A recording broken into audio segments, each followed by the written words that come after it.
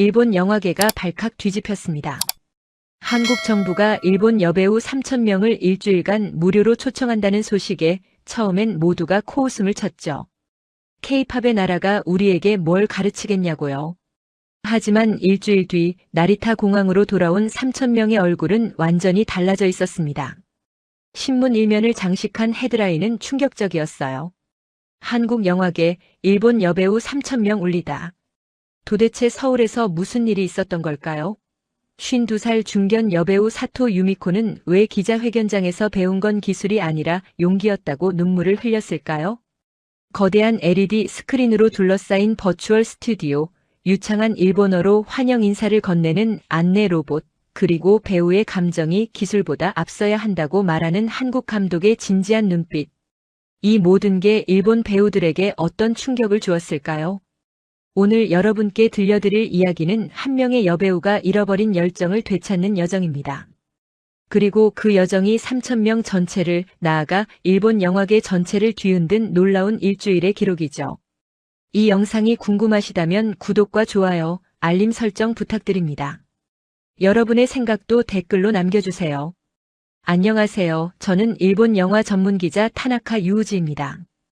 영화계를 취재한 지 벌써 15년째가 되었죠. 오늘 여러분께 들려드릴 이야기는 한 중견 여배우의 특별한 여정입니다. 도쿄 외곽 스기나미구의 낡은 분장실에는 오래된 거울이 하나 있습니다. 그 거울 앞에 앉은 여자의 이름은 사토 유미코, 올해 52살의 중견 여배우죠. 그녀는 23살에 데뷔해 벌써 30해째 같은 자리를 지키고 있습니다. 데뷔작은 한 청춘 멜로 영화의 조연이었고 그 작품으로 신인상 후보에까지 올랐었어요. 오늘도 유미코는 거울을 바라보며 주름을 확인합니다. 분장실 조명은 여전히 따뜻하게 얼굴을 비추지만 요즘 받아보는 대본 속 그녀의 역할은 점점 작아지고 있어요. 불과 3년 전만 해도 주연을 맡았던 그녀였지만 지금은 주인공 어머니 역할조차 젊은 배우에게 넘어가는 상황입니다. 지난달에는 손녀 역할을 맡은 22살 신인 배우의 할머니 역을 제안받기도 했죠. 매니저 다나카는 오늘도 조심스럽게 말을 꺼냅니다. 요즘은 제작사들이 20대 후반에서 30대 초반의 얼굴만 찾는다고 하더군요. 광고주들도 마찬가지라고 했어요. 유미코는 고개를 끄덕이며 쓴웃음을 짓습니다. 그녀도 알고 있었어요. 자신이 점점 뒤로 밀려나고 있다는 사실을요. 벽에 걸린 과거 출연작 포스터들이 유난히 눈에 들어옵니다. 그런데 바로 그날 오후 3시쯤 유미코의 낡은 노트북에 이상한 메일 한 통이 도착했습니다. 발신인은 대한민국 문화체육관광부였죠. 제목은 이랬습니다. 한일 문화교류 특별 프로그램 마이너스 일본 여배우 3,000명 초청 연수. 유미코는 커피를 한 모금 마시며 메일함을 확인하다가 그 제목에서 손을 멈췄습니다. 처음엔 스팸 메일인 줄 알았어요. 요즘 이런 식의 사기 메일이 배우들을 대상으로 자주 돌아다니거든요. 하지만 메일을 열어보니 공식 문서 형식의 대한민국 정부 로고까지 선명하게 찍혀 있더군요. 내용은 더 놀라웠습니다. 한국 정부와 영화진흥위원회가 공동으로 일본 여배우 3,000명을 선발해 일주일간 서울에서 최신 영화 제작 시스템과 연기 워크숍을 제공한다는 거였죠. 숙박과 식사는 물론 왕복 항공료까지 모든 경비를 한국 측에서 부담하고 참가비는 전액 무료라고 했습니다. 첨부 파일에는 상세한 일정표와 한국 영화계의 최근 성과를 정리한 자료까지 들어있었어요. 유미코는 의자에 등을 기대며 웃음을 터뜨렸습니다. 배우 연수를 왜 한국에서 하냐고요? 일본이야말로 아시아 영화의 본고장 아니었던가요? 하지만 웃음이 멈추고 나자 묘한 감정이 가슴속을 파고들었습니다. 마지막 기회. 그 단어가 머릿속을 맴돌았어요. 지난 5년간 그녀가 받은 배역은 총 8개였고 그중 6개는 한 회 분량의 조연이었습니다. 감독들은 더 이상 그녀에게 전화를 걸지 않았고 오디션 공고는 나이 제한에 걸려 지원조차 할 수 없었죠. 유미코는 떨리는 손으로 마우스를 움직였습니다. 신청서 작성 버튼을 클릭하려는 순간 휴대폰이 울렸어요.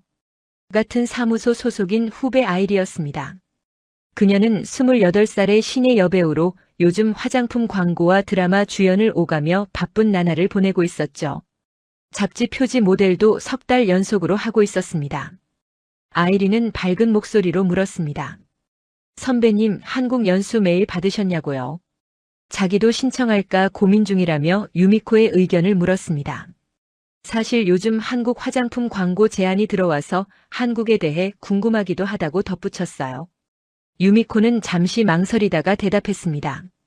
자신은 잘 모르겠다고, 아마 참가하지 않을 것 같다고요. 나이도 있고 지금 준비 중인 작품도 있다는 핑계를 댔죠. 사실 준비 중인 작품이란 것도 확정되지 않은 오디션이었지만요. 전화를 끊고 나서 유미코는 다시 컴퓨터 화면을 바라봤습니다. 신청 마감은 사흘 뒤였어요. 그녀는 창밖을 내다봤습니다. 도쿄의 하늘은 언제나처럼 회색빛이었고 거리의 사람들은 각자의 목적지를 향해 바쁘게 움직이고 있었죠. 유미코는 오랜 시간 생각에 잠겼습니다. 30년 전 처음 카메라 앞에 섰을 때의 떨림이 기억났어요. 그때 그녀는 23살이었고 세상 모든 것이 가능해 보였습니다. 첫 촬영날 새벽 6시에 도착해서 밤 11시까지 촬영했던 기억이 생생합니다. 지칠 줄 몰랐죠. 감독은 그녀의 눈빛을 보고 말했습니다. 당신은 사람의 마음을 움직일 수 있는 배우라고요. 그 말 한마디가 지난 30년을 지탱해온 힘이었어요. 하지만 지금은 어떤가요? 그녀는 언제부터 마음이 아닌 얼굴로만 평가받기 시작했을까요? 30대 후반부터였나요? 아니면 40대에 접어들면서부터였나요? 유미코는 거울 속 자신의 모습을 다시 한번 바라봤습니다. 주름진 눈가와 처진 볼선이 보였지만 그 안에는 아직도 배우로서의 열정이 남아있었어요. 눈빛만큼은 여전히 살아있었습니다. 그날 밤 10시가 넘어서야 유미코는 마침내 결심했습니다. 신청서의 마지막 항목을 채우고 제출 버튼을 눌렀죠. 화면에 접수 완료라는 메시지가 떴습니다. 신청 번호는 1892번이었어요. 그녀는 노트북을 덮으며 작은 한숨을 내쉬었습니다. 가슴 한쪽이 두근거렸지만 다른 한쪽은 여전히 불안했어요. 이틀 뒤 오전 합격 통지가 왔습니다. 유미코를 포함한 3,000명의 일본 여배우가 선발되었고 출발은 보름 뒤였습니다. 집결 장소는 나리타 공항 J터미널이라고 적혀 있었죠. 그녀는 통지서를 들고 오랫동안 멍하니 서 있었습니다. 손이 떨렸어요. 이것이 정말 마지막 기회가 될지 아니면 또 다른 실망이 될지 알 수 없었습니다. 하지만 적어도 지금 이 순간만큼은 유미코의 가슴이 다시 뛰기 시작했습니다. 30년 만에 처음 느껴보는 설렘이었죠. 보름이 지나고 나리타 공항 J터미널은 이른 아침부터 붐볐습니다.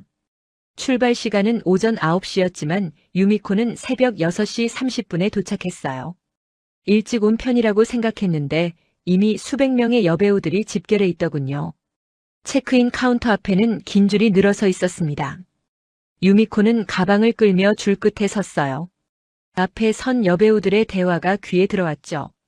20대 초반으로 보이는 여배우 둘이 셀카를 찍으며 웃고 있었습니다. 한 명이 말했어요. 인스타그램 스토리에 올리면 팔로워가 엄청 늘 거라고요. 한국 간다는 것만으로도 화제가 된다고 했습니다. 다른 한 명은 고개를 끄덕이며 대답했죠. 자기는 벌써 사전 포스팅으로 좋아요 3,000개를 받았다고요. 유미코는 자신의 휴대폰을 꺼내 들었습니다. 그녀의 SNS 계정 팔로워는 8,200명이었어요. 10년 전에는 이것도 많은 편이었죠. 하지만 지금은 신인 배우들도 10만 명씩 거느리는 시대였습니다. 그녀는 한숨을 쉬며 휴대폰을 다시 가방에 넣었습니다. 체크인을 마치고 출국장으로 향하는 길 유미코는 익숙한 얼굴들을 발견했습니다. 저기 있는 건 하야시 유리코가 아닌가요? 그녀는 40대 중반의 베테랑 여배우로 10년 전 한 드라마에서 유미코와 함께 연기한 적이 있었어요. 유미코는 반갑게 손을 흔들었죠. 유리코도 유미코를 알아보고 미소를 지었습니다. 두 사람은 커피숍 앞에서 만나 짧게 이야기를 나눴어요. 유리코가 물었죠. 왜 이 연수에 참가하게 되었냐고요. 유미코는 솔직하게 대답했습니다. 요즘 일이 없어서 뭐라도 해보고 싶었다고요. 유리코는 고개를 끄덕였습니다. 자기도 비슷한 처지라고 했어요. 작년에 받은 배역이 단 3개였고 그마저도 모두 단역이었다고 했죠. 둘은 쓸쓸한 웃음을 나눴습니다. 하지만 그 순간 근처에서 큰 웃음소리가 들려왔어요. 30대 초반으로 보이는 여배우 무리였습니다. 그중 한 명이 말했죠. K-팝의 나라가 우리에게 대체 뭘 가르치겠냐고요. 일본이야말로 아시아 영화의 원조 아니냐고 했습니다. 다른 배우들도 맞장구를 쳤어요. 그냥 일주일 관광 다녀온다 생각하자고 어차피 공짜 여행 아니냐고 웃었죠. 유미코는 그 말을 들으며 불편한 기분이 들었습니다. 자신도 처음엔 그렇게 생각했었죠. 하지만 지금은 달랐어요.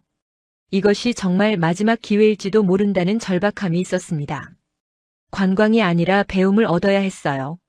탑승 시간이 다가왔습니다. 탑승구 앞에는 3,000명의 여배우들이 모여들었어요. 나이도 제각각이었죠. 20 초반부터 60대까지 정말 다양한 세대가 섞여 있었습니다. 유미코는 그 광경을 바라보며 묘한 감정을 느꼈어요. 이 많은 여배우들 중에서 자신의 위치는 어디일까요? 너무 늙지도 그렇다고 젊지도 않은 애매한 나이. 베테랑이라 부르기엔 경력이 화려하지 않고 신인도 아닌 어중간한 존재. 유미코는 자신이 점점 투명해지는 것 같았습니다. 비행기에 탑승했습니다. 좌석은 23열 10원이었어요. 창가 자리였죠. 유미코는 가방을 선반에 올리고 자리에 앉았습니다. 옆자리에는 25살쯤 되어 보이는 여배우가 앉았어요. 그녀는 이어폰을 끼고 휴대폰만 들여다보고 있었습니다. 유미코는 창밖을 바라봤습니다. 활주로 위로 아침 햇살이 비치고 있었어요. 비행기가 움직이기 시작했죠. 천천히 그리고 점점 빠르게. 바퀴가 땅에서 떨어지는 순간 유미코의 가슴도 함께 떠올랐습니다. 비행기는 구름 위로 올랐습니다. 창밖으로 보이는 하늘은 맑고 푸르렀어요. 하지만 유미코의 마음은 여전히 무겁게 가라앉아 있었죠. 불안과 기대가 뒤섞인 이상한 감정이었습니다. 옆자리 여배우가 갑자기 이어폰을 빼고 유미코에게 말을 걸었습니다. 혹시 사토 유미코 선배님 아니냐고 물었어요. 10년 전 드라마에서 선배님 연기를 보고 감동받았다고 했죠. 유미코는 놀라며 고개를 끄덕였습니다. 그 여배우는 자신을 소개했어요. 이름은 미즈키였고 3년 전에 데뷔했다고 했습니다. 요즘은 주로 웹드라마에 출연하고 있다고 했죠. 그녀는 유미코에게 조심스럽게 물었습니다. 선배님은 왜 이 연수에 참가하게 되었냐고요. 유미코는 잠시 망설이다가 대답했습니다. 다시 배우고 싶었다고, 자신의 연기를 돌아보고 싶었다고요. 미즈키는 진지한 표정으로 고개를 끄덕였습니다. 자기도 비슷한 이유라고 했어요. 요즘 배우들은 연기보다 얼굴과 인기가 먼저라는 게 싫었다고 했죠. 두 사람은 비행시간 내내 이야기를 나눴습니다. 연기에 대해, 배우의 삶에 대해, 그리고 변해가는 영화계에 대해서요. 유미코는 오랜만에 진솔한 대화를 나누는 것 같았어요. 마음 한편이 조금 가벼워졌습니다. 비행기가 인천 상공에 진입했습니다. 기내 방송이 흘러나왔어요. 곧 착륙한다고 안전벨트를 매라고 했죠. 유미코는 창밖을 내다봤습니다. 저 아래 펼쳐진 도시가 서울이었어요. 그녀의 새로운 시작이 기다리고 있는 곳이었죠. 비행기가 인천공항에 착륙했습니다. 오후 1시 15분이었어요. 유미코는 다른 여배우들과 함께 입국장으로 향했습니다. 긴 복도를 걸으며 그녀는 주변을 둘러봤죠. 공항은 생각보다 훨씬 넓고 현대적이었습니다. 입국 심사를 마치고 도착 홀로 나오는 순간 유미코는 숨을 멈췄습니다. 그녀만이 아니었어요. 3,000명의 일본 여배우들이 모두 같은 반응을 보였죠. 누군가는 입을 벌린 채 멈춰섰고 누군가는 천천히 고개를 들어 위를 올려다봤습니다. 거대한 홀이었어요. 천장은 유리로 되어 있어서 자연광이 쏟아져 들어왔죠. 하지만 더 놀라운 건 벽면을 가득 메운 초대형 스크린이었습니다. 가로 30m는 좋게 되어 보였어요. 그 스크린에는 영상이 흘러나오고 있었죠. 한국 영화의 역사가 펼쳐졌습니다. 칸 영화제 황금종려상을 받는 장면, 아카데미 시상식에서 작품상을 거머쥐는 순간 전 세계 극장을 가득 채운 한국 영화 관객들의 모습이 차례로 나타났어요. 유미코는 화면을 응시했습니다. 그 다음 장면은 더 충격적이었어요. 최신 영화 제작 기술이 소개되었죠. 버추얼 프로덕션 스튜디오에서 배우들이 가상 배경 속에서 자연스럽게 연기하는 모습, 첨단 CG 기술로 만들어진 장면들, 그리고 실시간으로 합성되는 특수효과까지 모든 것이 실시간으로 진행되고 있었습니다. 화면 아래에는 자막이 떴어요. 지난 5년간 한국 영화가 받은 국제영화제 수상 실적이었죠. 칸, 베를린, 베니스 3대 영화제에서만 23개의 상을 받았다고 했습니다. 유미코는 그 숫자를 보며 가슴이 철렁했어요. 그 같은 기간 일본 영화의 수상 실적은 단 5개였으니까요. 영상은 계속 이어졌습니다. 세계 각국의 극장에서 한국 영화를 보는 관객들의 모습이었어요. 뉴욕, 파리, 런던, 도쿄. 모든 도시에서 사람들이 한국 영화에 열광하고 있었죠. 자막은 말했습니다. 지난해 한국 영화의 해외 수출액이 1억 달러를 돌파했다고요. 그때였습니다. 홀 중앙에서 무언가가 다가왔어요. 사람이 아니었죠. 높이 150cm 정도의 흰색 로봇이었습니다. 둥근 머리에 큰 화면이 달려 있었고 바퀴로 부드럽게 움직이고 있었어요. 로봇이 3,000명의 일본 여배우들 앞에 멈춰 섰습니다. 그리고 유창한 일본어로 말했죠. 환영합니다, 일본 여배우 여러분. 대한민국 인천국제공항에 오신 것을 진심으로 환영한다고 했어요. 목소리는 자연스러웠고 발음은 완벽했습니다. 로봇은 계속 말했습니다. 자신은 안내 로봇 K1이라고 했어요. 앞으로 일주일간 여러분의 연수를 돕게 될 거라고 했죠. 필요한 것이 있으면 언제든 말해달라고 일본어, 영어, 중국어 모두 가능하다고 덧붙였습니다. 유미코는 넋을 잃고 그 로봇을 바라봤습니다. 로봇의 화면에는 미소 짓는 얼굴이 표시되어 있었어요. 그 미소가 이상하게 따뜻하게 느껴졌죠. 주변에서 여배우들이 웅성거리기 시작했습니다. 누군가 말했어요. 저 로봇 진짜 사람처럼 말하네요. 다른 누군가는 휴대폰을 꺼내 사진을 찍기 시작했죠. 하지만 대부분은 유미코처럼 말없이 서 있었습니다. 충격이 컸던 거예요. K1 로봇은 3,000명을 10개 그룹으로 나누었습니다. 각 그룹은 300명씩이었죠. 유미코는 제7그룹에 배정되었어요. 미즈키도 같은 그룹이었습니다. 두 사람은 서로를 보며 안도의 미소를 지었죠. 각 그룹마다 전담 안내 로봇이 배정되었습니다. 유미코의 그룹을 담당한 로봇은 K7이라고 소개했어요. 그 로봇이 앞장서서 출구로 향했고 300명의 여배우들이 뒤따랐습니다. 공항 밖으로 나오자 대형 버스 10대가 대기하고 있었습니다. 각 버스마다 번호가 붙어 있었어요. 유미코는 7번 버스에 탑승했죠. 버스 안도 놀라웠습니다. 좌석은 넓고 편안했고 각 좌석마다 개인 모니터가 달려 있었어요. 버스가 출발하기 전 모니터에 영상이 나타났습니다. 한국영화진흥위원회 위원장의 환영 인사였어요. 그는 유창한 일본어로 말했습니다. 일본 영화는 한국 영화의 스승이라고 한국 영화가 지금의 위치에 오를 수 있었던 건 일본 영화로부터 많은 것을 배웠기 때문이라고 했죠. 그의 말은 계속 이어졌습니다. 이번 연수는 보답의 의미라고 했어요. 일본 여배우들에게 한국이 발전시킨 영화 제작 시스템과 연기 방법론을 공유하고 싶다고 했죠. 서로 배우고 성장하는 것이 진정한 문화 교류라고 강조했습니다. 유미코는 그 말을 들으며 묘한 감정에 휩싸였습니다. 존중받는 느낌이었어요. 환영받는다는 느낌. 그녀는 손을 들어 가슴을 짚었죠. 심장이 빠르게 뛰고 있었습니다. 버스는 고속도로로 진입했습니다. 창밖으로 한국의 풍경이 펼쳐졌어요. 높은 빌딩들, 넓은 도로, 그리고 멀리 보이는 산들. 모든 게 새로웠죠. 유미코는 창에 이마를 기댄 채 바깥을 바라봤습니다. 옆자리에 앉은 미즈키가 조용히 말했습니다. 선배님, 저 감동받았어요. 아까 공항에서요. 미즈키의 목소리는 떨리고 있었죠. 유미코는 고개를 끄덕였습니다. 저도 그래요, 라고 대답했어요. 버스 안은 조용했습니다. 아까까지 시끄럽게 떠들던 여배우들도 모두 침묵에 잠겨 있었어요.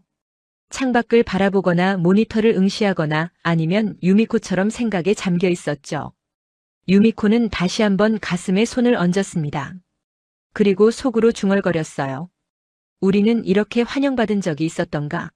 그 짧은 인사 한마디가, 그 따뜻한 로봇의 미소가 이상하게 가슴을 울렸습니다. 버스는 약 50분을 달려 서울 외곽 파주시에 도착했습니다. 오후 3시쯤이었어요. 유미코가 내린 곳은 거대한 영화 제작소였죠. 입구 표지판에는 파주 영상 콘텐츠 스튜디오라고 적혀 있었습니다. 제작소 규모는 상상을 초월했어요. 부지만 축구장 10개는 좋게 되어 보였죠. 높이 20m가 넘는 촬영 스튜디오 건물이 5동이나 늘어서 있었습니다. 유미코는 입을 다물지 못했어요. 도쿄에 있는 어떤 제작소보다 컸으니까요. K7 로봇이 앞장섰습니다. 첫 번째 목적지는 제3 스튜디오라고 했어요. 버추얼 프로덕션 전용관이라고 했죠. 유미코는 그 단어를 들으며 고개를 갸우뚱했습니다. 버추얼 프로덕션이 뭐지? 미즈키가 옆에서 작은 목소리로 설명했어요. 가상 배경을 실시간으로 합성하는 최신 촬영 기법이라고 했죠. 할리우드에서 요즘 많이 쓴다고 덧붙였습니다. 유미코는 고개를 끄덕이며 미즈키를 바라봤어요. 젊은 배우들은 이런 것도 다 알고 있구나 싶었죠. 제3 스튜디오 문이 열렸습니다. 순간 유미코는 다시 한번 숨을 멈췄어요. 300명의 여배우들이 모두 같은 반응이었죠. 누군가는 와 하고 탄성을 질렀습니다. 스튜디오 내부는 거대한 공간이었어요. 가로 40m, 세로 25m, 높이 15m 정도 되어 보였죠. 그런데 놀라운 건 벽면이었습니다. 사방의 벽과 천장이 모두 LED 스크린으로 둘러싸여 있었거든요. 스크린에는 숲속 풍경이 펼쳐져 있었어요.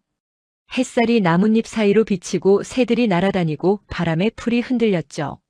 너무나 자연스러워서 진짜 야외에 온 것 같았습니다. 유미코는 손을 뻗어 벽을 만져봤어요. 차갑고 딱딱한 스크린이었죠. 한 명의 남자가 앞으로 나왔습니다. 40대 후반으로 보였어요. K7 로봇이 소개했죠. 이분은 김태현 감독님이라고 한국을 대표하는 SF 영화 감독이라고 했습니다. 유미코는 그 이름을 어디서 들어본 것 같았어요. 김 감독은 통역사와 함께 앞으로 나왔습니다. 그는 부드러운 미소를 지으며 일본 여배우들을 바라봤죠. 통역사가 그의 말을 전달했어요. 반갑다고 오늘은 여러분께 한국 영화계의 최신 기술을 보여드리겠다고 했습니다. 김 감독이 손뼉을 쳤습니다. 순간 배경이 바뀌었어요. 숲이 사라지고 우주 공간이 나타났죠. 별들이 반짝이고 행성들이 천천히 움직였습니다. 그 다음은 중세시대 성 내부, 그 다음은 미래 도시, 그 다음은 바닷속 풍경. 모든 배경이 실시간으로 바뀌었어요. 유미코는 넋을 잃고 바라봤습니다. 이게 정말 가능한 일인가요? 예전엔 영화 배경을 만들려면 실제로 세트를 지어야 했어요. 아니면 그린 스크린 앞에서 연기하고 나중에 합성했죠. 하지만 지금 눈앞에서 벌어지는 일은 차원이 달랐습니다. 김 감독이 설명을 이어갔습니다. 이 시스템의 장점은 배우가 실제 배경을 보며 연기할 수 있다는 거라고 했어요. 그린 스크린처럼 상상에만 의존할 필요가 없다고 했죠. 배우의 감정 몰입이 훨씬 쉬워진다고 강조했습니다. 그때 한 명의 여배우가 스튜디오 중앙으로 걸어 나왔어요. 20대 중반으로 보였죠. 김 감독이 소개했습니다. 자신의 영화에서 주연을 맡은 배우라고 했어요. 오늘은 실제 촬영 장면을 시연해 보이겠다고 했죠. 배경이 다시 바뀌었습니다. 이번엔 비 내리는 거리였어요. 빗소리까지 들렸죠. 여배우는 그 속에서 우산도 없이 서 있었습니다. 카메라가 그녀를 향했고 감독이 큐 사인을 냈어요.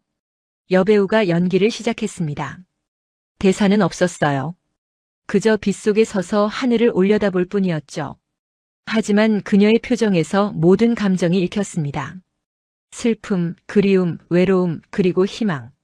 3분 정도의 짧은 연기였지만 유미코는 울컥했어요.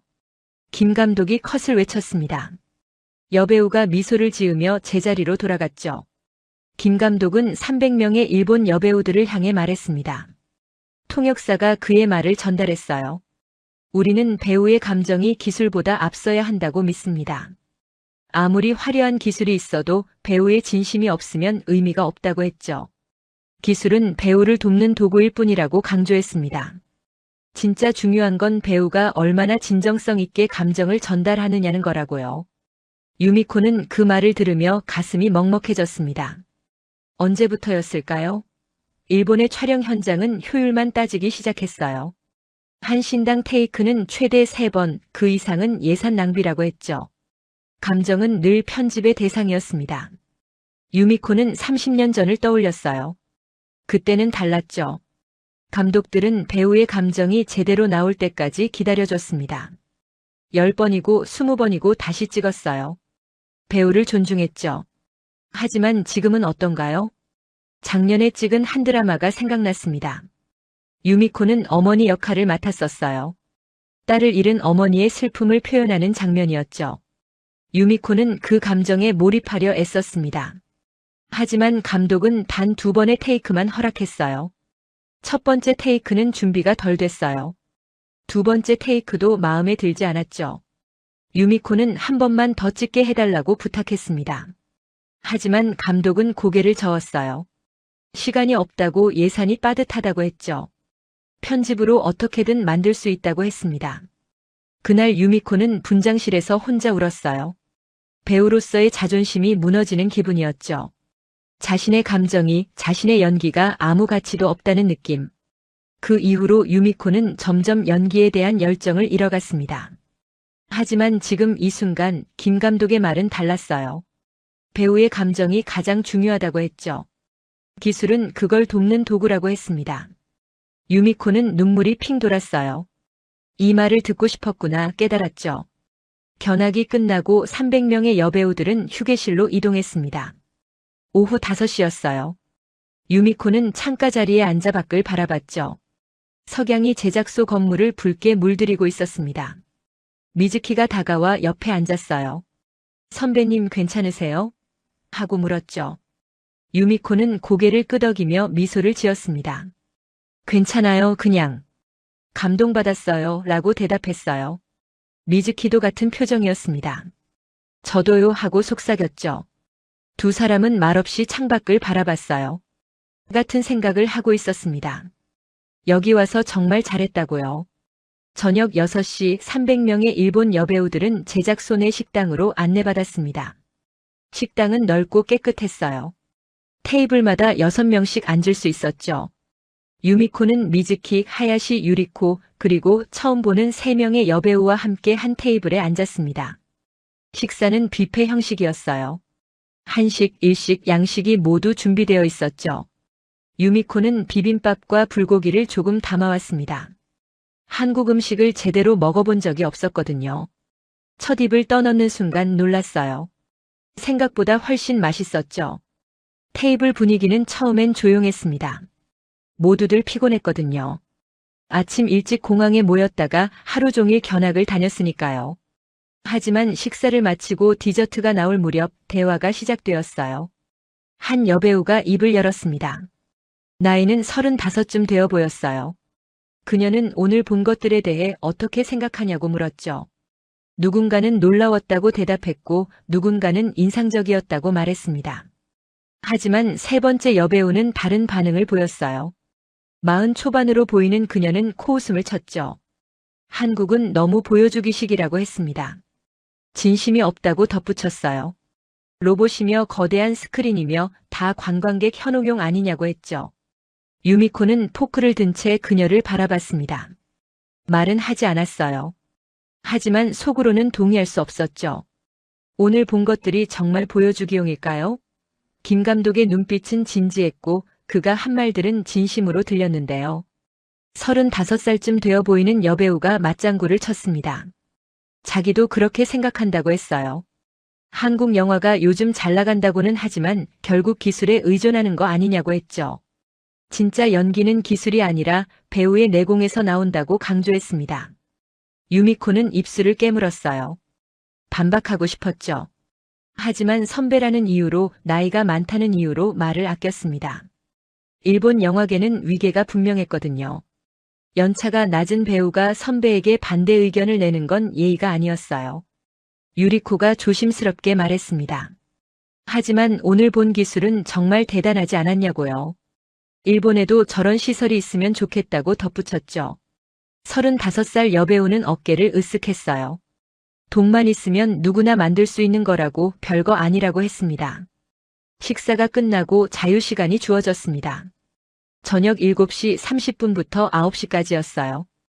대부분의 여배우들은 숙소로 향했죠. 숙소는 제작소 옆에 있는 게스트하우스였습니다. 하지만 유미코는 산책을 하고 싶었어요. 제작소 안에는 작은 정원이 있었습니다. 벤치도 몇 개 놓여 있었죠. 유미코는 그곳으로 걸어갔어요. 봄밤의 공기는 시원했고 하늘에는 별이 빛나고 있었습니다. 그녀는 벤치에 앉아 깊은 한숨을 내쉬었죠. 정말 보여주기식일까요? 유미코는 계속 그 질문을 떠올렸습니다. 오늘 하루 동안 본 것들이 전부 거짓이었을까요? 김 감독의 진지한 표정도 한국 여배우의 순수한 연기도 모두 연출된 것이었을까요? 그때 누군가 다가왔습니다. 젊은 여자였어요. 20대 중반으로 보였죠. 그녀는 유미코에게 일본어로 말을 걸었습니다. 혹시 괜찮으시냐고 힘들어 보이신다고 했어요. 발음은 서툴렀지만 이해할 수 있었습니다. 유미코는 고개를 들었어요. 그녀를 본 순간 기억이 났죠. 오후에 김 감독의 영화에서 시연을 보여준 한국 배우였습니다. 유미코는 놀라며 자리에서 일어났어요. 한국어를 못해서 어떻게 대화해야 할지 몰랐죠. 그 여배우는 미소를 지었습니다. 자신을 소개했어요. 이름은 이지현이라고 김 감독 영화의 주연을 맡고 있다고 했죠. 일본어는 대학교 때 3년간 배웠다고 덧붙였습니다. 유미코는 안도하며 다시 앉았고 지연도 옆에 앉았어요. 지연이 물었습니다. 오늘 견학은 어땠냐고요? 유미코는 솔직하게 대답했죠. 놀라웠다고 감동적이었다고요. 하지만 동시에 복잡한 감정도 든다고 말했습니다. 일본 배우로서의 자존심이 흔들린다고 고백했어요. 지연은 고개를 끄덕였습니다. 이해한다고 했어요. 자기도 처음 이 업계에 들어왔을 때 그런 기분이었다고 했죠. 선배들은 다들 대단해 보이는데 자신은 아무것도 못하는 것 같았다고요. 하지만 시간이 지나며 깨달았다고 했습니다. 무엇을 깨달았냐고 유미코가 물었어요. 지연은 잠시 생각하다가 대답했습니다. 비교는 의미가 없다고 중요한 건 자기 자신이 얼마나 성장하느냐는 거라고 했죠. 남과 비교하면 끝이 없다고 어제의 나보다 오늘의 내가 나아졌다면 그걸로 충분하다고 말했습니다. 유미코는 그 말을 듣고 가슴이 뭉클했어요. 20대 중반의 젊은 배우가 하는 말이라고는 믿기지 않을 만큼 성숙했죠. 유미코는 지연을 다시 바라봤습니다. 그녀의 눈빛은 맑고 순수했어요. 지연이 조심스럽게 말을 이었습니다. 사실 자신은 유미코 선배님을 알고 있다고 했어요. 10년 전쯤 본 일본 영화에서 선배님의 연기를 봤다고 했죠. 그 영화 제목은 벚꽃이 지는 날이었고 유미코는 주연을 맡았었습니다. 지연은 눈을 반짝이며 말했어요. 그 영화를 보고 감동받았다고 자기도 저런 배우가 되고 싶다고 생각했다고 했죠. 선배님의 연기는 진심이 느껴졌다고 특히 마지막 장면에서 우는 연기가 너무 아름다워서 잊을 수가 없다고 말했습니다. 유미코는 말문이 막혔어요. 10년 전 그 영화를 기억하는 사람이 여기 있다니. 그것도 한국의 젊은 배우가. 유미코의 눈가가 뜨거워졌죠. 그녀는 고개를 숙였습니다. 감사하다고 그렇게 기억해줘서 고맙다고 작은 목소리로 말했어요. 두 사람은 한참을 이야기했습니다. 연기에 대해서, 배우의 삶에 대해서, 그리고 꿈에 대해서요. 지연은 유미코를 선배님이라 부르며 존중했고 유미코는 지연을 통해 자신의 젊은 시절을 떠올렸죠. 그때 그녀도 지연처럼 순수했고 열정적이었으니까요. 시계를 보니 8시 45분이었습니다. 곧 숙소로 돌아가야 할 시간이었어요. 지연이 일어서며 말했습니다. 내일도 촬영이 있어서 들어가야 한다고요. 그리고 덧붙였죠. 선배님 같은 배우가 되고 싶다고 앞으로도 좋은 연기 많이 보여달라고요. 유미코는 일어서서 지연에게 고개를 숙였습니다. 그리고 말했어요. 고맙다고 오늘 덕분에 많은 걸 깨달았다고요. 지연은 밝게 웃으며 손을 흔들고 사라졌습니다. 유미코는 그녀의 뒷모습을 오래 바라봤어요. 정원을 나서며 유미코는 생각했습니다. 낡은 자존심이 천천히 무너지고 있었어요. 하지만 그건 나쁜 일이 아니었죠. 그 자리에 새로운 무언가가 자라나고 있었으니까요. 겸손 그리고 다시 배우려는 마음이었습니다. 연수 닷새째 아침입니다. 시계는 아침 8시 30분을 가리키고 있었어요. 유미코는 숙소 침대에서 일어나 창밖을 바라봤죠. 파주의 아침은 맑고 화창했습니다. 지난 나흘 동안 정말 많은 것을 보고 배웠어요. 첫째 날은 버추얼 스튜디오 견학이었고, 둘째 날은 영화 편집 과정을 배웠죠. 셋째 날은 특수 효과팀과 함께했고, 넷째 날은 시나리오 작가들과 대화하는 시간이었습니다. 매일매일이 새로운 자극이었어요. 오늘의 일정표를 확인했습니다. 오전 9시부터 오후 5시까지 특별 워크숍이 예정되어 있었어요. 제목은 감정의 재연결이었죠. 유미코는 그 제목을 보며 고개를 갸우뚱했습니다. 감정의 재연결이라니 무슨 의미일까요? 아침 식사를 마치고 300명의 제7 그룹 여배우들은 제5 스튜디오로 이동했습니다. 이곳은 처음 오는 건물이었어요. 입구에서 안내를 받았죠. 신발을 벗고 슬리퍼로 갈아 신어야 한다고 했습니다. 스튜디오 안으로 들어서자 분위기가 달랐어요. 바닥에는 부드러운 매트가 깔려 있었고 조명은 은은했죠. 사방 벽면은 흰색이었고 정면에는 거대한 거울이 설치되어 있었습니다. 가로 10m, 세로 5m는 되어 보였어요. 한 명의 여자가 앞으로 나왔습니다. 50대 초반으로 보였죠. 그녀는 자신을 정미선이라고 소개했습니다. 연기 코치라고 했어요. 20년간 한국과 미국에서 배우들의 감정 훈련을 담당해 왔다고 했죠. 정 코치는 통역사와 함께 설명을 시작했습니다. 오늘 워크숍은 특별하다고 했어요. 이것은 감정이 끊긴 배우들을 위해 마련된 세션이라고 했죠.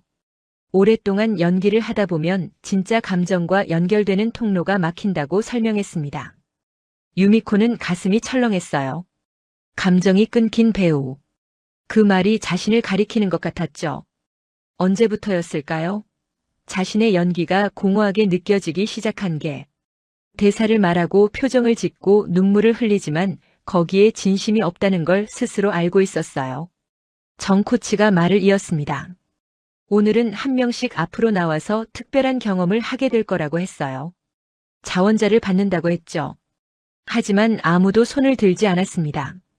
300명의 여배우들은 서로를 바라보며 망설였어요. 정 코치는 미소를 지었습니다. 그럴 줄 알았다고 했죠. 그래서 준비했다고 했어요. 명단이 있다고 했습니다. 무작위로 선정된 10명의 배우가 오늘 세션을 받게 된다고 공지했죠. 이름이 호명되기 시작했습니다. 첫 번째, 두 번째, 세 번째. 유미코는 긴장한 채 귀를 기울였어요. 여섯 번째 이름이 불렸을 때 심장이 멎는 것 같았습니다. 사토 유미코. 자신의 이름이었죠. 유미코는 천천히 손을 들었습니다. 정 코치가 고개를 끄덕이며 나중에 안내하겠다고 했어요. 10명이 모두 선정되었고 나머지 여배우들은 관객석에 앉았습니다. 유미코는 여섯 번째 순서였어요. 첫 번째 배우가 앞으로 나갔습니다. 20대 후반으로 보였죠. 정 코치는 그녀를 거울 앞에 세웠어요. 그리고 조명을 조절했습니다. 스튜디오가 점점 어두워지더니 오직 거울 앞에 배우만 조명을 받았죠. 정 코치가 질문을 던졌습니다. 당신은 왜 배우가 되었습니까? 통역사가 일본어로 전달했어요. 첫 번째 배우는 잠시 침묵했습니다. 그리고 대답했죠. 유명해지고 싶었다고, 사람들에게 인정받고 싶었다고 말했어요. 정 코치는 고개를 끄덕였습니다. 그리고 다시 물었죠. 지금도 그 이유가 맞습니까? 배우는 망설이다가 고개를 저었습니다. 아니라고, 지금은 다른 이유 때문이라고 했어요. 하지만 그게 뭔지 모르겠다고 울먹였죠. 유미코는 객석에서 그 장면을 지켜봤습니다. 가슴이 먹먹했어요. 자신도 똑같았거든요. 처음 배우가 된 이유와 지금 계속하는 이유가 달라져 있었죠. 아니, 어쩌면 지금은 이유조차 없는지도 몰랐습니다. 두 번째, 세 번째, 네 번째, 다섯 번째 배우가 차례로 나갔어요. 모두 비슷한 반응이었죠. 질문을 받고 울거나 침묵하거나 혼란스러워했습니다. 어떤 배우는 10분 넘게 아무 말도 하지 못했어요. 드디어 여섯 번째 순서가 되었습니다. 유미코의 이름이 불렸죠. 오후 2시였어요. 그녀는 천천히 일어나 앞으로 걸어갔습니다. 다리가 떨렸어요. 정 코치는 부드러운 미소로 유미코를 맞이했죠. 유미코는 거울 앞에 섰습니다. 조명이 그녀를 비췄어요. 스튜디오의 다른 곳은 모두 어둠 속에 잠겼고 오직 유미코와 거울만 빛나고 있었죠. 거울 속에는 52살의 자신이 보였습니다. 정코치의 목소리가 들렸습니다. 통역사를 통해 전달되었죠. 거울 속 자신을 보세요. 피하지 말고 정면으로 바라보세요. 유미코는 거울을 응시했어요. 주름진 얼굴, 처진 눈과 마른 입술. 모든 게 적나라하게 보였습니다. 정코치가 질문을 던졌습니다. 당신은 왜 배우가 되었습니까? 유미코는 입을 열려다 멈췄어요. 대답이 나오지 않았죠. 머릿속이 하얘졌습니다. 왜 배우가 되었을까요? 30년 전 그 결심의 이유가 무엇이었을까요? 침묵이 흘렀습니다. 1분, 2분, 3분.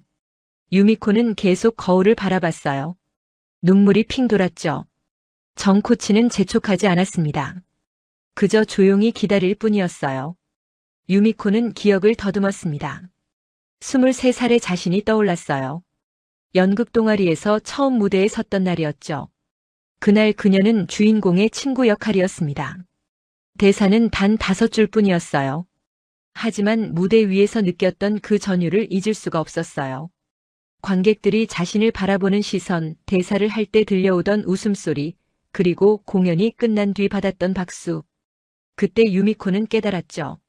자신이 사람들의 마음을 움직일 수 있다는 걸요. 그 기억이 선명해지자 유미코의 입에서 말이 흘러나왔습니다. 사람의 마음을 움직이고 싶었어요. 목소리는 떨렸지만 또렷했죠. 누군가의 하루를 바꾸고 싶었어요. 제 연기를 보고 웃거나 울거나 생각에 잠기게 만들고 싶었습니다. 그게 제가 배우가 된 이유예요. 눈물이 볼을 타고 흘러내렸습니다. 유미코는 거울 속 자신을 똑바로 바라봤어요. 그 순간 이상한 일이 일어났죠. 거울 속에서 23살의 자신이 보이는 것 같았습니다. 빛나는 눈빛, 희망으로 가득 찬 표정, 그리고 순수한 열정. 정코치가 다시 물었습니다. 지금도 그 이유가 유효합니까? 유미코는 고개를 끄덕였어요. 그리고 대답했죠. 네, 지금도 그래요. 아니, 지금이야말로 더 그렇습니다. 저는 아직 끝나지 않았어요. 사람들의 마음을 움직이고 싶어요. 객석에서 누군가 훌쩍이는 소리가 들렸습니다. 미즈키였어요. 다른 여배우들도 눈물을 닦고 있었죠. 유미코의 고백이 그들에게도 울림을 준 거예요. 정코치는 유미코의 어깨를 가볍게 두드렸습니다. 그리고 말했죠. 당신은 진짜 배우예요. 오래된 거울 속 당신의 얼굴이 다시 살아났습니다. 그 열정을 잃지 마세요. 유미코는 객석으로 돌아왔습니다. 자리에 앉자마자 미즈키가 손을 꼭 잡았어요. 선배님 정말 멋있었다고 속삭였죠. 유미코는 미소를 지었습니다. 가슴이 후련했어요. 30년 만에 처음으로 자신이 왜 배우인지 확실하게 깨달았으니까요. 연수 마지막 날 밤입니다. 시계는 8시를 가리키고 있었어요. 일주일간의 여정이 내일 오전이면 끝나죠. 유미코는 게스트하우스 침대에 누워 천장을 바라봤습니다. 잠이 오지 않았어요. 지난 일주일이 주마등처럼 지나갔습니다. 인천공항의 거대한 스크린, 버추얼 스튜디오의 LED 벽면, 김 감독의 진지한 눈빛, 이지연의 순수한 미소, 그리고 거울 앞에서 흘렸던 눈물. 모든 순간이 선명했죠.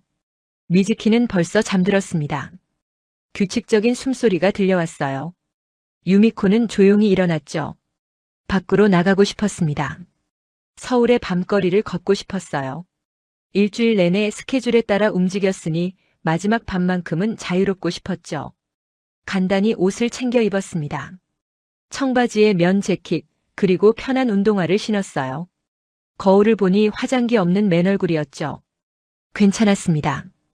오늘만큼은 배우 사토 유미코가 아니라 그냥 한 사람의 여자로 걷고 싶었으니까요. 게스트하우스를 나섰습니다. 밤 공기는 서늘했어요. 하지만 불쾌하지 않았죠. 오히려 상쾌했습니다. 유미코는 천천히 걸었어요. 제작소 정문을 나와 큰 길로 향했죠. 큰 길에는 가로등이 밝게 켜져 있었습니다.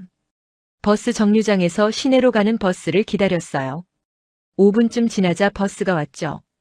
교통카드를 찍고 탑승했습니다. 이 카드는 연수 첫날 받은 거예요. 일주일간 자유롭게 대중교통을 이용할 수 있었죠. 버스는 한강 방향으로 달렸습니다. 창밖으로 서울의 야경이 펼쳐졌어요. 높은 빌딩들에는 불이 켜져 있었고 네온 사인이 거리를 밝히고 있었죠. 유미코는 그 풍경을 넋놓고 바라봤습니다. 30분쯤 지나 한강 근처에서 내렸어요. 밤 9시였죠. 늦은 시간이었습니다. 도쿄였다면 여자 혼자 밤길을 걷는 건 위험한 일이었어요. 특히 유명한 배우라면 더욱 조심해야 했죠. 하지만 여긴 서울이었습니다. 한강 산책로로 향했습니다. 놀랍게도 사람들이 많았어요. 연인들이 손을 잡고 걷고 있었고 친구들이 웃으며 이야기하고 있었죠. 자전거를 타는 사람들도 있었고 조깅하는 사람들도 보였습니다. 유미코는 그 광경에 멈춰 섰습니다. 밤 9시가 넘었는데도 이렇게 많은 사람들이 자유롭게 거리를 걷고 있다니. 여자들도 혼자서 혹은 둘이서 걷고 있었어요. 전혀 두려워하는 기색이 없었죠. 도쿄에서는 상상할 수 없는 일이었습니다. 유미코는 밤 8시만 넘으면 혼자 외출하지 않았어요. 위험하기도 했고 무엇보다 배우라는 신분 때문에 조심해야 했죠. 파파라치를 피해야 했고 팬들의 시선도 부담스러웠습니다. 하지만 여기서는 아무도 그녀를 알아보지 못했어요. 그냥 평범한 관광객처럼 보였을 거예요. 유미코는 깊은 숨을 들이마셨습니다. 자유로웠어요. 정말 오랜만에 느끼는 해방감이었죠. 산책로를 따라 걸었습니다. 한강물은 잔잔하게 흐르고 있었어요.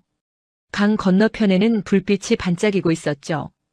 다리 위로는 차들이 지나다녔고 하늘에는 별이 빛나고 있었습니다. 벤치를 발견했습니다. 비어 있었어요. 유미코는 그곳에 앉았죠. 강을 바라보며 생각에 잠겼습니다.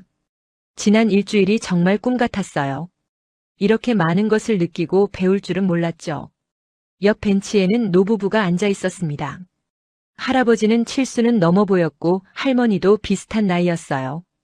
두 사람은 손을 잡고 강을 바라보고 있었죠. 할머니가 뭐라고 말하자 할아버지가 웃었습니다. 그 웃음소리가 따뜻했어요. 유미코는 그들을 보며 미소를 지었습니다. 나이가 많아도 괜찮구나 생각했죠. 여기서는 나이가 흠이 아니었어요. 오히려 존중받는 것 같았습니다. 노부부는 편안하게 밤거리를 산책하고 있었고 아무도 그들을 이상하게 보지 않았어요. 유미코는 자신의 얼굴을 만져봤습니다. 52살의 주름이 만져졌어요. 도쿄에서는 이 주름이 늘 부끄러웠죠. 화장으로 가리려 애썼고 사진을 찍을 때는 각도를 신경 썼습니다. 하지만 지금은 달랐어요. 일어서서 다시 걷기 시작했습니다. 한강 다리로 향했어요. 마포대교였죠. 다리 위에는 보행로가 있었습니다. 유미코는 천천히 다리를 건넜어요.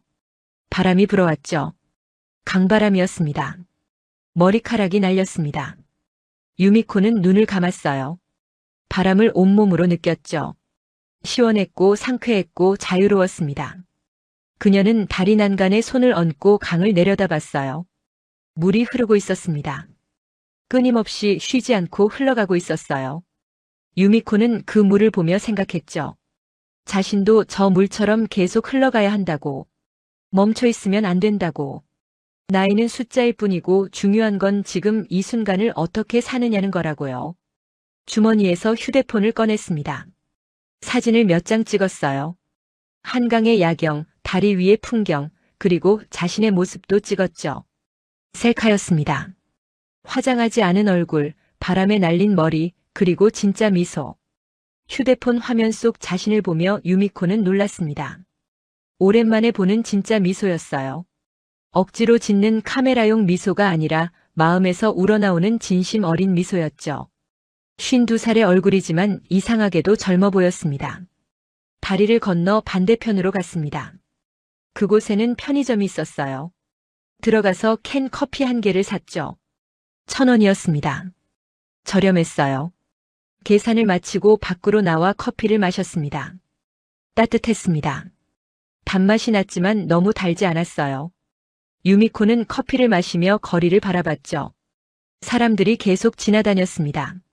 모두들 행복해 보였어요. 웃고 떠들고 살아있었죠. 여기선 나이가 흠이 아니구나. 유미코는 속으로 중얼거렸어요. 여기선 여자 혼자 밤길을 걷는 것도 자유롭구나. 여기선 배우가 아니어도 유명하지 않아도 한 사람으로서 존중받는구나. 그 깨달음이 가슴을 따뜻하게 만들었습니다. 유미코는 캔 커피를 다 마시고 쓰레기통에 버렸어요. 그리고 다시 한강 산책로로 향했죠. 조금 더 걷고 싶었습니다. 시계를 보니 10시 30분이었습니다. 슬슬 돌아가야 할 시간이었어요. 내일 아침 6시에 공항으로 출발하니까요. 유미코는 아쉬움을 느끼며 버스 정류장으로 향했죠. 버스를 기다리며 유미코는 다시 한번 서울의 밤거리를 바라봤습니다. 이 풍경을 잊지 않을 거예요. 이 자유로운 느낌을 잊지 않을 거라고 다짐했죠. 그리고 생각했습니다. 도쿄로 돌아가도 이 느낌을 간직하겠다고요. 버스가 왔습니다. 유미코는 탑승했어요. 창밖을 바라보며 그녀는 미소를 지었죠. 1시간의 자유로운 산책이었지만 그 1시간이 지난 30년보다 더 소중하게 느껴졌습니다. 게스트하우스에 도착한 건 밤 11시 40분이었어요. 조용히 방문을 열고 들어갔죠. 미즈키는 여전히 잠들어 있었습니다. 유미코는 침대에 누웠어요. 피곤했지만 행복했습니다. 눈을 감았습니다. 오늘 밤의 기억이 선명했어요. 한강의 바람, 다리 위의 조명, 노부부의 미소, 그리고 자유로운 밤거리. 그 모든 것이 유미코에게 하나의 메시지를 전했죠. 당신은 아직 끝나지 않았다고, 이제 시작이라고요. 일주일 뒤 나리타 공항 도착 로비입니다. 오후 3시였어요. 유미코를 포함한 3,000명의 일본 여배우들이 입국장을 나서는 순간 공항은 술렁이기 시작했죠. 기자들이 몰려들었습니다. 수십 대의 카메라가 플래시를 터뜨렸어요. 유미코는 눈이 부셔서 손으로 가렸죠. 무슨 일인가 싶었습니다. 이런 취재는 예상하지 못했거든요. 한 기자가 마이크를 들이밀었어요. 한국 연수는 어땠냐고 물었죠. 유미코는 당황했습니다. 자신 같은 중견 배우에게 왜 인터뷰를 하는 걸까요? 주변을 둘러보니 다른 여배우들도 비슷한 상황이었어요. 입국장 밖으로 나오자 더 많은 기자들이 대기하고 있었습니다. 방송사 카메라도 보였어요. 유미코는 인파를 헤치고 나갔죠. 출구로 향하는 길에 신문 가판대가 보였습니다. 그녀는 걸음을 멈췄어요. 오늘자 석간신문 일면이 눈에 들어왔죠. 제목이 크게 박혀 있었습니다. 한국 영화계 일본 여배우 3,000명 울리다. 부제는 이랬어요. 일주일간의 연수, 침체된 일본 영화계의 경종. 유미코는 신문을 집어들었습니다. 기사를 읽기 시작했어요. 한국 정부가 주최한 이번 연수가 일본 영화계에 큰 충격을 주었다고 했죠. 참가한 여배우들의 반응이 뜨거웠다고 SNS에는 감동의 후기들이 넘쳐난다고 적혀 있었습니다. 기사는 계속 이어졌어요. 한국 영화계의 기술력과 시스템이 이미 일본을 앞질렀다고, 특히 배우를 대하는 태도에서 큰 차이가 났다고 분석했죠. 일본 영화계가 효율과 예산만 따지는 동안 한국은 배우의 감정과 예술성을 존중하는 환경을 만들었다고 지적했습니다. 유미코는 천천히 신문을 내려놓았어요. 가슴이 뛰었죠. 자신이 경험한 일주일이 이렇게 큰 파장을 일으킬 줄은 몰랐습니다. 그녀만 변한 게 아니었어요. 3,000명 모두가 무언가를 느끼고 돌아온 거였죠. 출구를 나서자 매니저 다나카가 기다리고 있었습니다. 그는 복잡한 표정으로 유미코를 맞이했어요. 축하한다고 SNS가 난리라고 했죠. 유미코의 인스타그램 팔로워가 하루 만에 5만 명이나 늘었다고 알려줬습니다. 차에 타고 도쿄로 향했습니다. 다나카는 운전하며 말했어요. 벌써 3개의 오디션 제안이 들어왔다고요. 전부 주연급 배역이라고 했죠. 제작사들이 한국 연수에 다녀온 배우들에게 관심을 보이고 있다고 설명했습니다. 유미코는 창밖을 바라봤습니다. 도쿄의 풍경이 펼쳐졌어요. 익숙한 거리, 익숙한 건물들. 하지만 이상하게도 모든 게 달라 보였죠. 자신이 변했기 때문일까요? 아니면 세상이 변했기 때문일까요? 사무소에 도착했습니다. 오후 5시였어요. 유미코는 회의실로 안내받았죠. 사장이 기다리고 있었습니다. 그는 환한 미소로 유미코를 맞이했어요. 잘 다녀왔다고, 고생했다고 말했죠. 사장은 태블릿을 꺼냈습니다. 화면에는 기사들이 가득했어요. 한국 연수에 대한 기사, 일본 영화계의 위기를 다룬 칼럼, 그리고 여배우들의 인터뷰가 넘쳐났죠. 사장은 말했습니다. 이건 기회라고 이 열기를 잘 활용해야 한다고요. 회의는 1시간 동안 이어졌습니다. 앞으로의 스케줄, 인터뷰 일정, 그리고 새로운 프로젝트들. 유미코는 고개를 끄덕이며 들었어요. 하지만 머릿속으로는 다른 생각을 하고 있었죠. 회의가 끝나고 유미코는 사무소 옥상으로 올라갔습니다. 석양이 지고 있었어요. 도쿄타워가 멀리 보였죠. 그녀는 난간에 기대어 하늘을 바라봤습니다. 휴대폰이 울렸어요. 미즈키였죠. 선배님 기사 보셨냐고 물었습니다. 자기도 놀랐다고 이렇게 큰 반응일 줄 몰랐다고 했어요. 그리고 덧붙였죠. 선배님 덕분에 용기를 얻었다고 자기도 다시 연기를 시작하고 싶다고요. 유미코는 미소를 지었습니다. 미즈키에게 말했어요. 우리 함께 열심히 하자고 아직 끝나지 않았다고요. 미즈키가 웃었습니다. 네, 선배님. 우리는 아직 끝나지 않았어요. 전화를 끊고 유미코는 다시 하늘을 올려다봤습니다. 별이 하나둘 보이기 시작했어요. 서울에서 봤던 별들이 떠올랐죠. 한강 다리 위에서 느꼈던 자유로움, 거울 앞에서 흘렸던 눈물, 그리고 지연이 해준 말. 이틀 뒤 기자회견이 열렸습니다. 장소는 도쿄 시내의 한 호텔이었어요. 한국 연수에 참가한 대표 여배우 10명이 참석했죠. 유미코도 그중 한 명이었습니다. 회견장에는 100여 명의 기자들이 모였어요. 카메라 플래시가 쉴 새 없이 터졌죠. 사회자가 질문을 받기 시작했습니다. 첫 질문은 유미코에게 향했어요. 한국에서 무엇을 배우고 왔냐는 질문이었습니다. 유미코는 마이크를 잡았어요. 심장이 빠르게 뛰었죠. 하지만 목소리는 또렷했습니다. 배운 건 기술이 아니라 용기였습니다. 유미코가 말했어요. 다시 시작할 용기, 나이를 두려워하지 않을 용기, 그리고 진심으로 연기할 용기를 배웠습니다. 한국은 저희에게 기술을 가르친 게 아니라 잃어버린 열정을 되찾게 해줬어요. 회견장이 조용해졌습니다. 기자들은 메모하느라 바빴고 카메라들은 유미코에게 집중했죠. 그녀는 계속 말했습니다. 저는 52살입니다. 일본에서는 이 나이면 주연을 꿈꿀 수 없죠. 하지만 한국에서 저는 깨달았어요. 나이는 숫자일 뿐이라고요. 중요한 건 지금 이 순간 얼마나 진심으로 연기하느냐는 거예요. 박수가 터져 나왔습니다. 다른 여배우들도 고개를 끄덕이며 박수를 쳤어요. 유미코는 눈물이 핑 돌았지만 참았죠. 그녀는 미소를 지으며 자리에 앉았습니다. 회견이 끝나고 유미코는 호텔 로비에서 다른 여배우들과 이야기를 나눴어요. 모두들 비슷한 경험을 했다고 했죠. 변화를 느꼈다고 다시 시작하고 싶다고 말했습니다. 하야시 유리코가 말했어요. 우리 모임을 만들면 어떨까요? 한국 연수에 다녀온 배우들의 모임. 서로 응원하고 정보를 나누는 모임이요. 모두들 찬성했습니다. 그날 저녁 재시작이라는 이름의 모임이 탄생했죠. 일주일이 더 지났습니다. 유미코는 오디션을 보러 갔어요. 한인디 영화의 주연 역할이었죠. 감독은 40대 초반의 젊은 여자였습니다. 그녀는 유미코를 보자마자 말했어요. 선생님의 눈빛이 달라졌다고요. 오디션은 성공적이었습니다. 이틀 뒤 캐스팅 확정 연락이 왔어요. 유미코는 대본을 받아들고 읽기 시작했죠.